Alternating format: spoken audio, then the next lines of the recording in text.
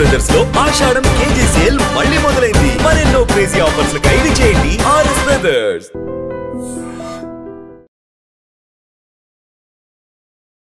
నమస్తే, నా పేరు doctor N Subrahmanyam, Ayurveda specialist, Amrutham Ayurvedic hospital, Hyderabad. వర్ష ఋతువు వచ్చేసింది, వర్షాలు పడుతున్నాయి. దీనివల్ల చాలామందికి దగ్గు, జలుబు, జ్వరాలు వచ్చే అవకాశాలు ఉన్నాయి.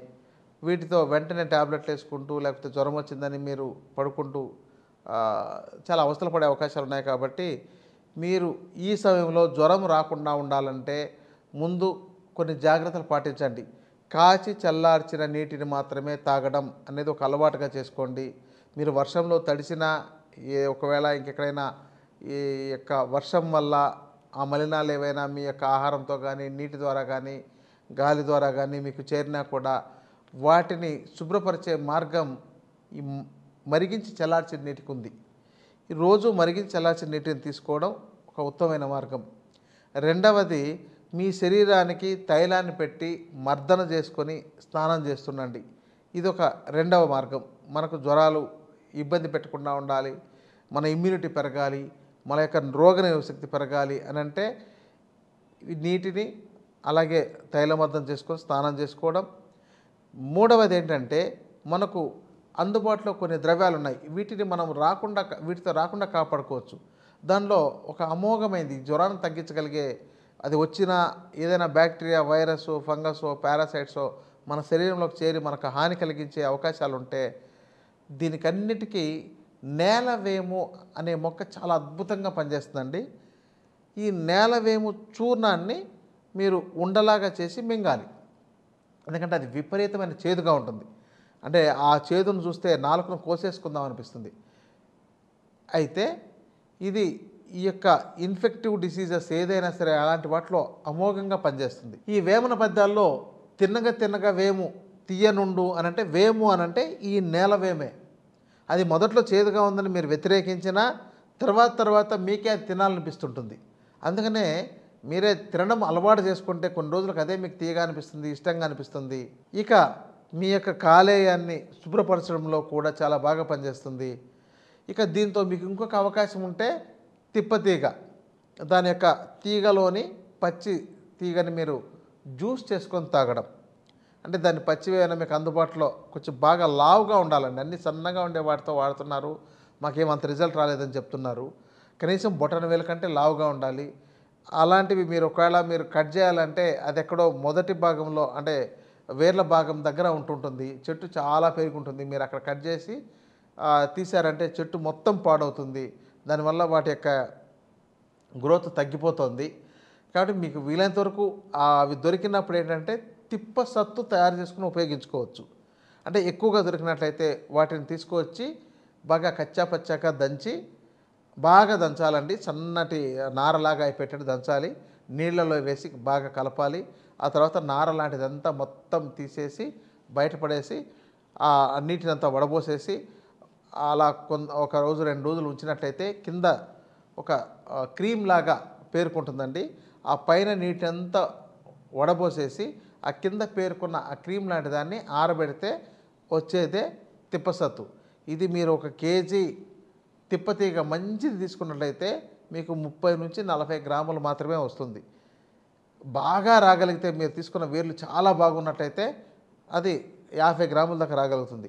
మరి మీకు అవకాశం ఉన్నప్పుడు 200-300 గ్రాములు తయారు చేసి పెట్టుకున్నట్లయితే ఈ జ్వరం వచ్చే లక్షణాలు ఉన్నా కూడా మీరు దీన్ని 1 చెంచా మోతాదు దాకా తీసుకోవచ్చు. ఒకవేళ టేస్ట్ బాగా లేదు అనిపిస్తే బెల్లంతో కలిపి కూడా తీసుకోవచ్చు. కానీ మార్కెట్లో మీకు ఒరిజినల్గా ఉండే తిప్పసత్తు దొరకడం లేదు.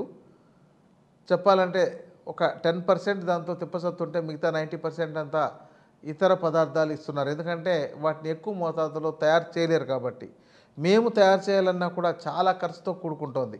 కనీసం 1 కేజీ పౌడర్ తయారు చేసుకోవడానికి 5,000 నుంచి 6,000 పైన ఖర్చు వస్తుంది. మరి అంత ఖర్చు వచ్చినప్పుడు దాన్ని తక్కువ రేట్లో ఎలా ఇవ్వగలుగుతాం? ఇది ఒరిజినల్గా చేసుకోగలిగితే. అందుకని మీకు ఇలాంటి డబ్బులు ఖర్చు పెట్టి కొనుక్కోవాలంటే కష్టంగా ఉన్నప్పుడు మీరు గ్రామీణ ప్రాంతాల్లో ఈ వర్ష ఋతువులో ఈ చెట్లు బాగా పెరిగేదానికి అవకాశాలు ఉన్నాయి. ఎక్కడైనా బీడు భూముల్లో దొరికినట్లయితే మీరు సేకరించుకొని మీరే తయారు చేసుకోవచ్చు. లేదంటే ఎక్కడైనా ఒరిజినల్గా బాగా తయారు చేసింది దొరికినట్లయితే తీసుకొని ఉపయోగించుకోండి. ఇదొక మార్గం. తర్వాత అతి బలాన్ని మనకు చెట్టు దొరుకుతుందండి. అది మనకు అందుబాటులో బాగా ఉన్న మొక్కే. బట్ అది తవ్వి వేర్లు తీయాలి. ఈ అతిబల వేర్ల యొక్క నుంచి కూడా మనం ఇలా ఎక్స్ట్రాక్ట్ తీసుకోవచ్చు. లేకపోతే ఈ వేర్లని కట్ చేసి కోద చూర్ణం అంటే రఫ్గా ఇలా రంపపు పొట్టులాగా ఉండేటట్టు దాన్ని తయారు చేసుకొని దాన్ని ఉడికించి వడబోసుకొని ఆ నీటిని తాగడం ద్వారా, అంటే కషాయం చేసి తాగడం ద్వారా మంచి రోగనిరోధక శక్తిని పెంచి మీకు ఈ జ్వరాలు ఇలాంటి వాటికి గురి కాకుండా కాపాడగలుగుతుంది. ఎందుకంటే ఒకసారి వచ్చిందంటే మీరు వెళ్ళి మందులు వాడారనుకోండి, తాత్కాలికంగా తగ్గుతుంది, మళ్ళీ మీ ఇమ్యూనిటీ తగ్గిపోతుంది, దానివల్ల మీరు బలహీనంగా తయారవుతారు.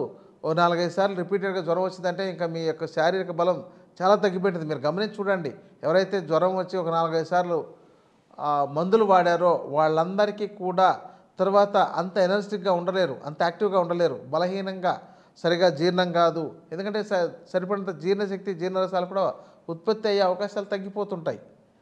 రెండవది, సరిగా విరేచనం కాదు, కొంచెం తినగానే కడుపు నిండిపోతుంటుంది, ఎక్కువ ఆహారం తీసుకోలేరు, దానివల్ల బలహీనత వస్తుంటుంది.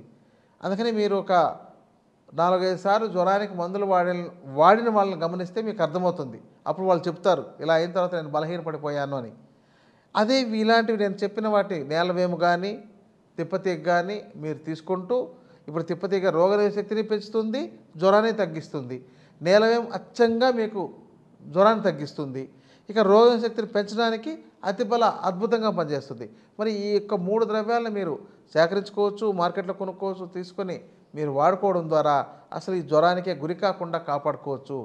ఇంతటి మంచి మంచి ద్రవ్యాలు మనకు అందుబాటులో ఉండగా వాటిని ఉపయోగించుకోకుండా మీరు ఎప్పుడో ఆధునికంగా చాలా అందుబాటులో ఉన్నాయి.